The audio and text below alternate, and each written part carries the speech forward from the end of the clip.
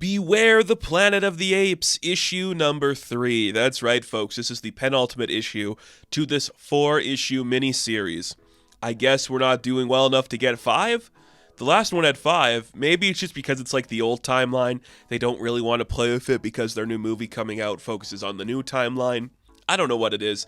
Maybe there's just not enough story because we're already reusing panels in this. I don't know. I don't hate this book at all. I think this is really interesting, especially if you're just like somebody who likes ape stuff.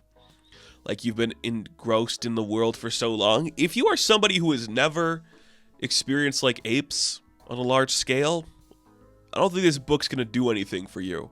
It might just be like, oh, this is like between two movies of characters I don't know yet. Kind of, yeah.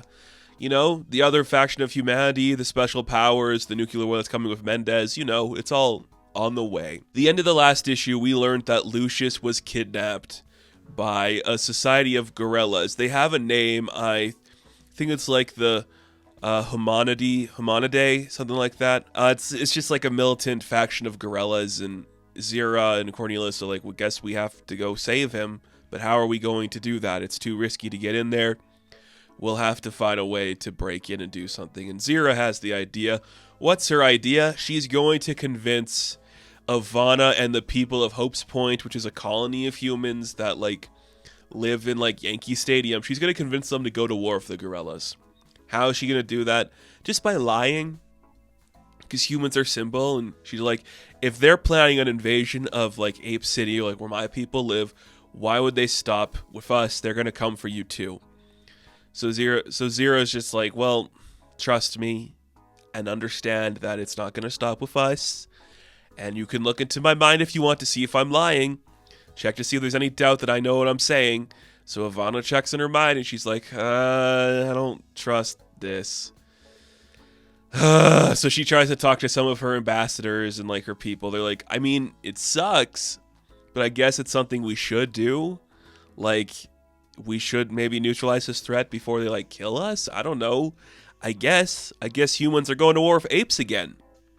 And Cornelius talks to Zira about it, and he just says, you lied to them. And I'm like, I'm on the side of getting Lucius back, but I feel like some shit is about to go down, and it's not going to look pretty for anybody. Because he's pretty smart. Speaking of characters that are smart, we cut to a scene where Ivana is talking to Nova. Because if they go inside Nova's mind, she's actually capable of talking.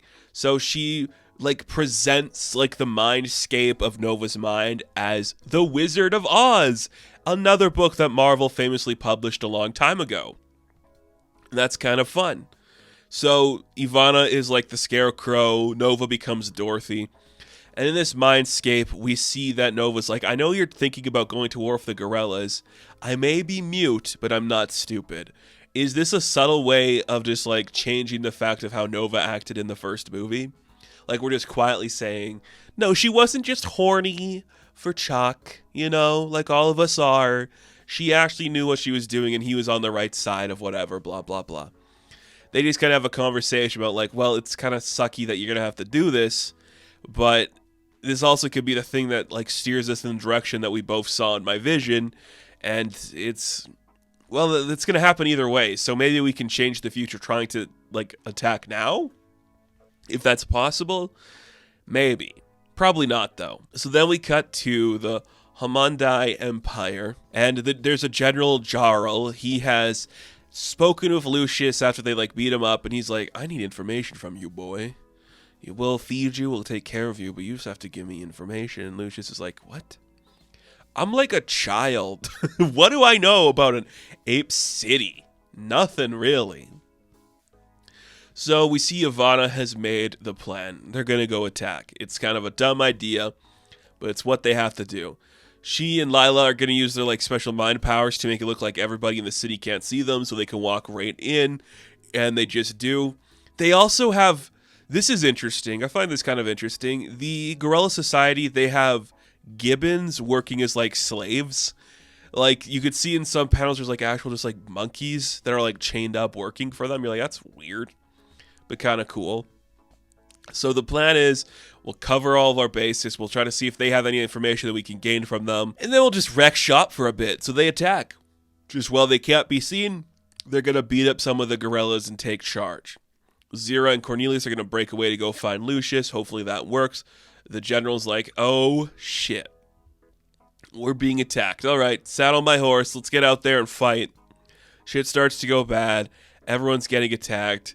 Zira and Cornelius are kind of losing. Lila tries to step up to help Cornelius, but she is stabbed through the chest with a spear, essentially dying. I'm sure she is dead. You can't really survive that. And then we see like some soldier. Is it the general? Because he's wearing like a weird Viking helmet, so it might be the general who like picks her up. Like Ivana's like, you will die for this, you stupid lady. Everyone's just attacking everybody. Nova's in on the fray. She's trying to escape. She gets attacked too, and it looks like she's about to be strangled to death. And that's where the book ends.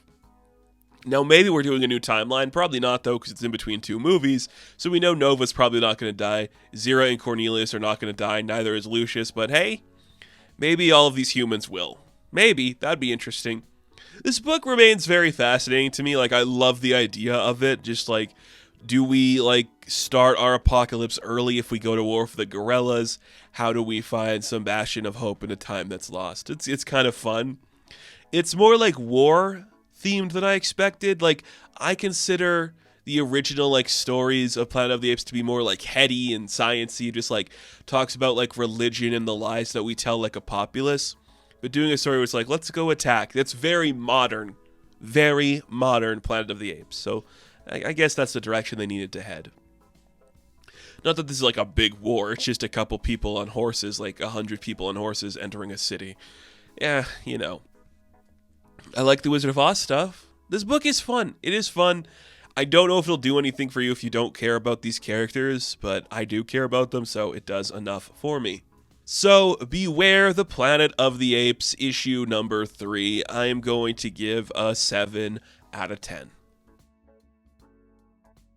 Now, thank you all for watching this review. Be sure to like and subscribe to the channel. As always, you can check me out on Instagram, TikTok, and Twitter. And of course, I will catch you in the next one. Have fun. Stay safe. Stay safe. Stay sapient, everybody. And never trust anyone over 30.